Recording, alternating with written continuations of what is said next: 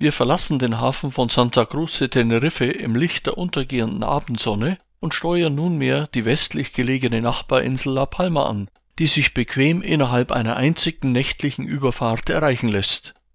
Im Vergleich zu Teneriffa ist La Palma touristisch deutlich weniger frequentiert, aber aufgrund ihres dramatischen Landschaftsbildes keineswegs weniger sehenswert. Zu Füßen der zentralen Caldera de Taburiente liegt auf der Ostseite der Insel die Hauptstadt Santa Cruz de La Palma, die wir als Stützpunkt für die Erkundung der Insel nutzen.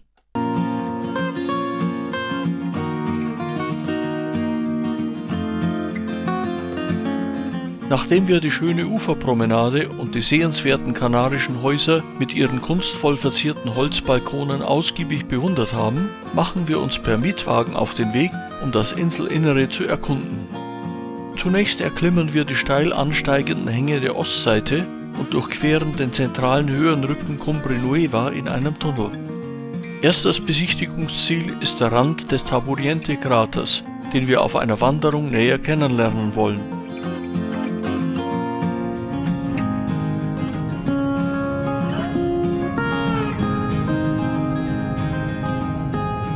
Nachdem wir die Hauptstadt verlassen haben, zieht sich die Straße aussichtsreich immer weiter hinauf auf die häufig von Passatwolken eingehüllten und daher niederschlagsreicheren Höhen der Ostseite von La Palma hinauf.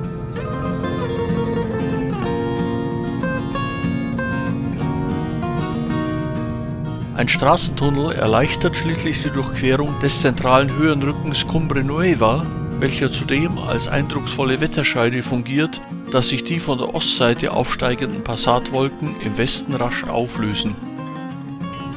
Nun nähern wir uns stetig der von mächtigen Bergzügen eingerahmten Caldera de Taburiente an, einem vulkanischen Erosionskrater, der von mächtigen Kiefernwäldern umgeben ist. Das Gebiet ist als Nationalpark geschützt, der Besucherzugang wird zahlenmäßig beschränkt oder gesperrt, sodass eine Vorabgenehmigung für die Einfahrt in den Park erforderlich ist. An einer Lichtung der Zufahrtsstraße erleben wir eine erste Überraschung. Die sogenannte Cascada, ein Wolkenwasserfall, gebildet durch die von Osten über die Cumbre Nueva aufziehenden und sich abrupt auflösenden Passatwolken.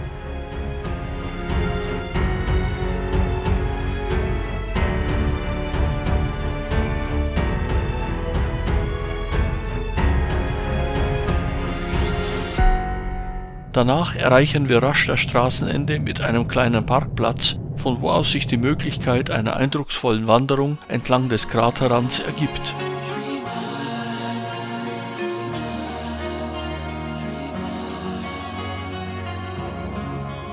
Bald eröffnen sich erste Ausblicke auf den Erosionskrater des vor 1 Million Jahren entstandenen Taburiente-Vulkans, der mit einem Durchmesser von 9 Kilometern und einer Tiefe von 2000 Metern höchst beeindruckende Ausmaße hat.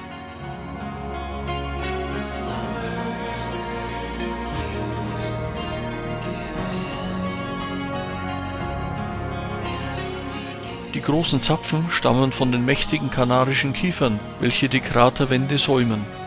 Sie verfügen über eine vielschichtige, dicke Borke, die sie gut vor Waldbränden schützt.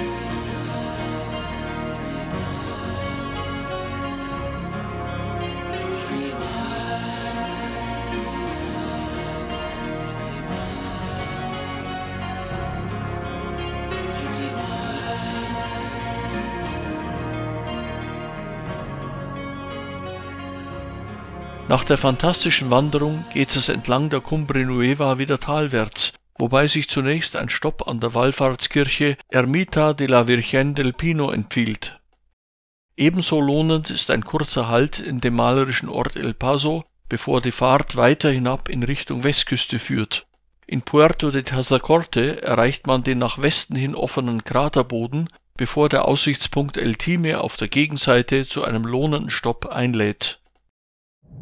Die ersten Fahrtkilometer verlaufen mit ständigem Blick auf die von mächtigen Wolken umhüllten Hänge der Cumbre Nueva.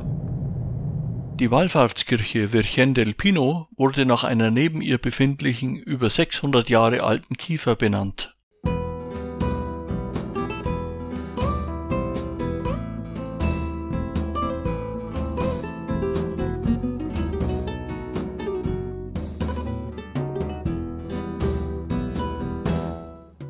Ein uralter Pilgerweg führt von hier über die Cumbre Nueva bis nach Santa Cruz. Nächste Station ist das im Zentrum der Insel gelegene Städtchen El Paso mit seiner schönen Bausubstanz.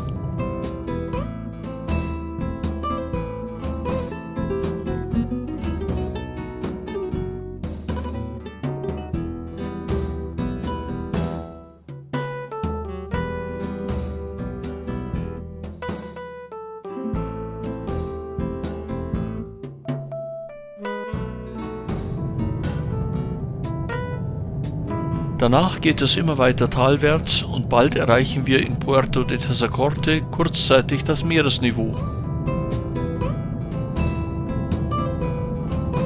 Kurz danach windet sich die Straße jedoch schon wieder auf den Gegenhang des zum Meer hin offenen Kraters hinauf.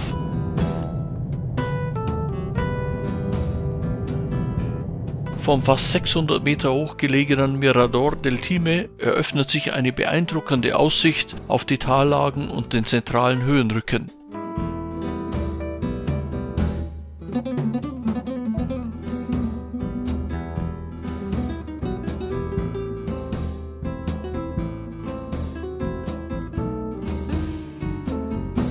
Danach durchqueren wir den Kraterboden nochmals, um in den südlichen Teil der Insel zu gelangen. Die Tatsache, dass La Palma auch aktuell stark von Vulkanismus geprägt ist, zeigt sich vor allem in den Lavafeldern rund um den Ort San Nicolás. Anschließend umfahren wir ohne weitere Zwischenhalte die Südspitze der Insel und kehren zu unserem Ausgangspunkt in Santa Cruz zurück.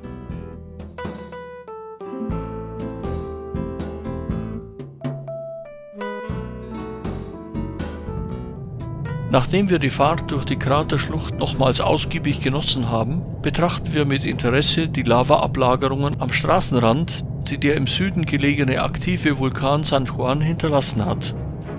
Besonders deutlich wird dies rund um das Städtchen San Nicolás.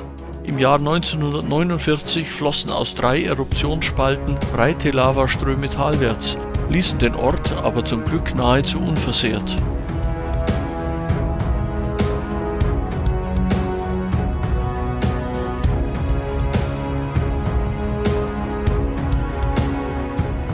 Aus Dankbarkeit für die glückliche Fügung des Schicksals hat man hier einen Marienaltar errichtet.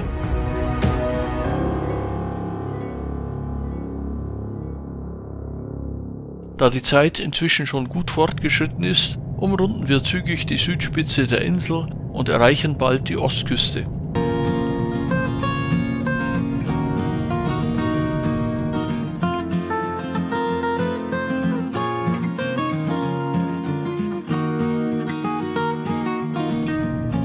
Mit dem Blick auf die Hauptstadt Santa Cruz und das vor Anker liegende Schiff endet eine beeindruckende Rundfahrt um die Kanareninsel La Palma. Danach geht es zurück zum Ausgangspunkt auf Gran Canaria, womit sich der Kreis einer höchst interessanten Besichtigungstour rund um die Kanarischen Inseln und Madeira schließt.